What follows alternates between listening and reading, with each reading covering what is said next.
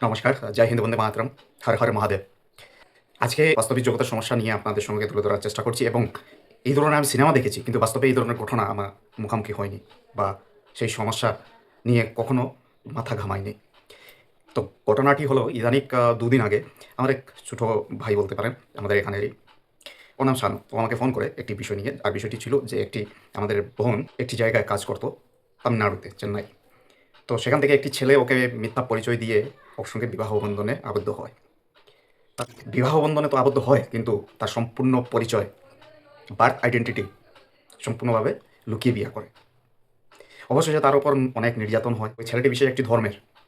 মেয়েটি বাড়ি হলো ঘোলাঘাট ডিস্ট্রিক্টে, আমাদের অসমের।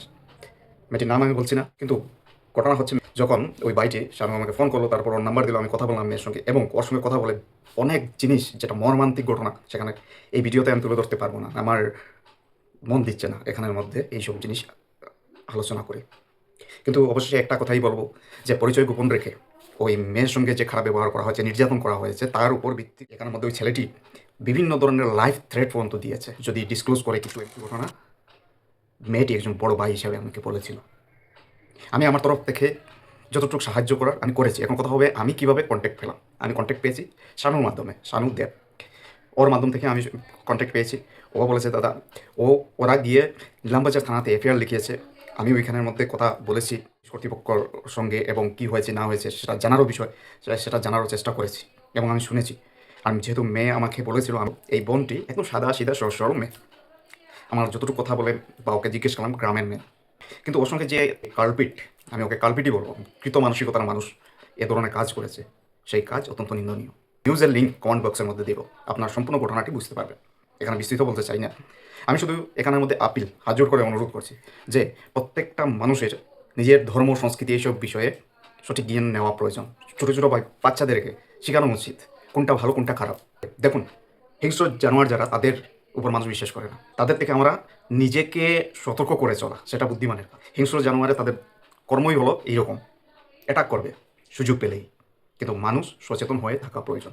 আরেকজন ভদ্রলোক ওকে তামিলনাড়ু থেকে ওকে নিয়ে এসেছিলেন। আমার মেয়ে যখন প্রার্থনা করছিল যে দাদা আমাকে নিয়ে চলুন, এই সমস্যা, তখন ওই ভদ্রলোক ওর বাড়িতে জায়গা দিয়েছেন এবং যথাসাধ্য চেষ্টা করেছেন ওকে সাপোর্ট করার। এবং আমাদের এখানে যে শানু বলছি, বিভিন্ন সামাজিক কাজের মধ্যে ও জড়িত থাকে, নো ডাউট, আমি প্রশংসাও করি। রাত্রে দিনে ওই মেয়ে বোনটির জন্য ওরা খেটেছে বিনা স্বার্থে। এটাই অনুরোধ করব, আপনাদের আশেপাশে বা যেখানে যে থাকুক তাদেরকে সাহায্য করা উচিত। সাহায্য করুন, তৎসঙ্গে সতর্ক থাকুন।